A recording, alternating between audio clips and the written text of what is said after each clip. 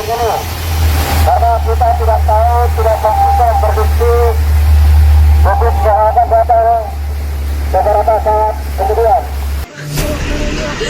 Kak, unahan yung kereta kita, Kak. Tengok na ini, Kak. Allah Akbar.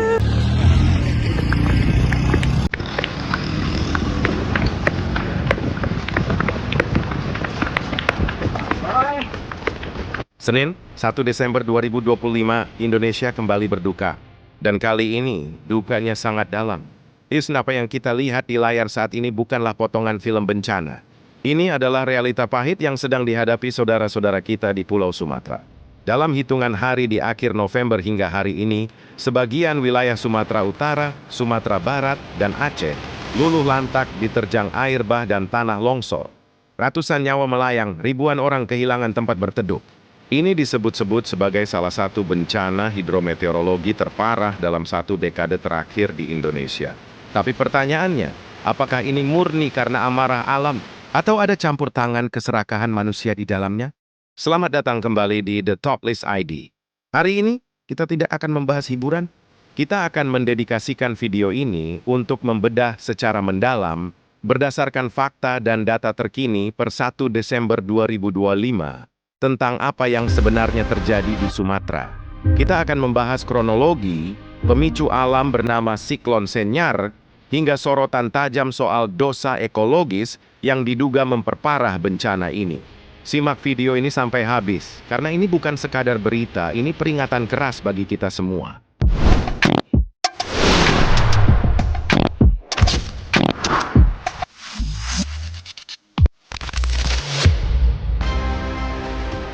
Mari kita mulai dengan fakta pahit di lapangan. Apa yang terjadi saat ini di Sumatera adalah bencana yang bersifat multiprovinsi.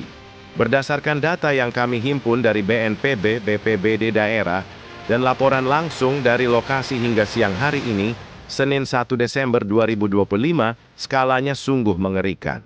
Angka korban jiwa sangat dinamis dan terus bertambah seiring tim SAR gabungan berhasil menembus area yang terisolir. Laporan gabungan mengindikasikan angka kematian telah menembus 400 hingga 500 jiwa lebih di seluruh wilayah terdampak. Ratusan lainnya masih dinyatakan hilang, tertimbun material longsor atau terseret arus deras. Di mana saja titik terparahnya?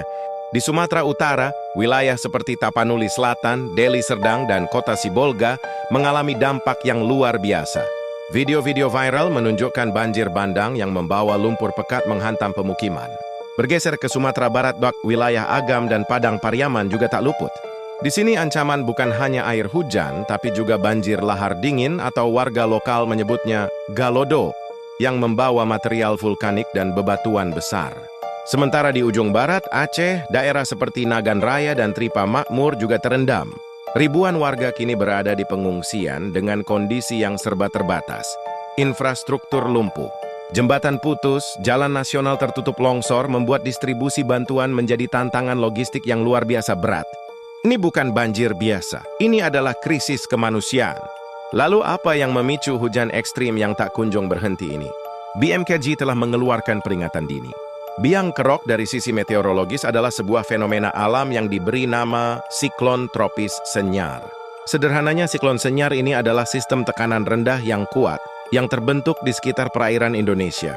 Siklon ini bertindak seperti magnet raksasa yang menarik massa udara basah dari berbagai penjuru. Akibatnya apa? Awan hujan menumpuk secara masif di atas wilayah Sumatera bagian utara dan barat. Hujan lebat turun berhari-hari tanpa henti, dengan intensitas yang jauh di atas normal. Tanah yang sudah jenuh dengan air tidak mampu lagi menampung, sungai-sungai meluap, dan tebing-tebing yang labil akhirnya longsor. BMKG juga memperingatkan bahwa cuaca ekstrem ini, hujan lebat disertai angin kencang, masih berpotensi terjadi hingga awal Desember ini. Jadi ancaman belum sepenuhnya berlalu. Tapi nih top list viewers, apakah adil jika kita menyalahkan siklon Senyar sepenuhnya? Disinilah bagian yang paling membuat publik marah. Coba perhatikan baik-baik video banjir bandang yang beredar di media sosial. Apa yang kalian lihat selain air dan lumpur? Ya, kayu gelondongan, batang-batang pohon besar yang ikut hanyut. Banyak pakar lingkungan dan netizen yang vokal menyuarakan bahwa ini bukan sekadar bencana alam murni. Ini adalah akumulasi dari apa yang mereka sebut sebagai dosa ekologis. Kerusakan lingkungan di hulu sungai di Sumatera sudah pada tahap yang mengkhawatirkan. Narasi yang berkembang kuat saat ini menyoroti praktik ilegal logging, penebangan liar, dan alih fungsi lahan hutan secara masif, baik untuk perkebunan maupun pertambangan, yang telah berlangsung bertahun-tahun.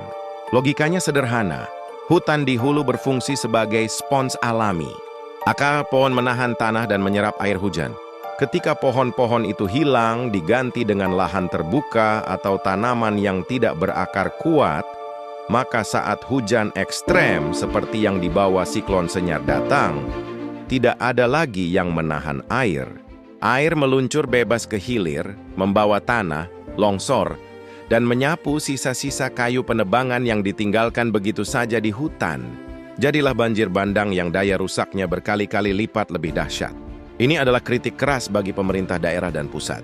Bencana ini seolah membuka mata kita bahwa tata kelola lingkungan kita sedang tidak baik-baik saja.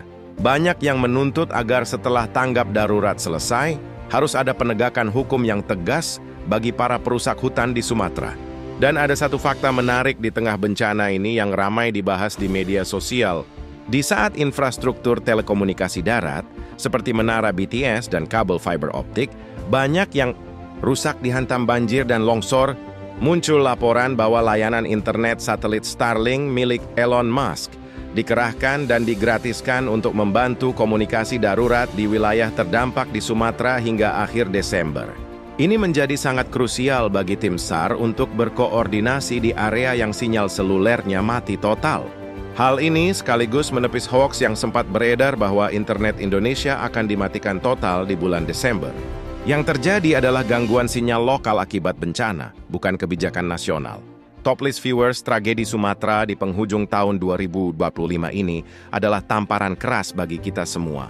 Ini adalah pengingat bahwa siklon Senyar mungkin adalah pemicunya, tapi kitalah yang menentukan seberapa besar dampaknya melalui cara kita memperlakukan alam.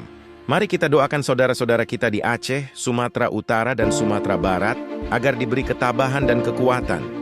Bagi kalian yang memiliki rezeki lebih, silakan salurkan bantuan melalui lembaga-lembaga resmi dan terpercaya. Terima kasih sudah menonton analisis mendalam dari The Top List ID. Jangan lupa untuk like, share video ini, agar semakin banyak yang sadar akan isu ini, dan subscribe untuk update informasi penting lainnya. Saya pamit undur diri, sampai jumpa di video selanjutnya. Stay safe, Indonesia.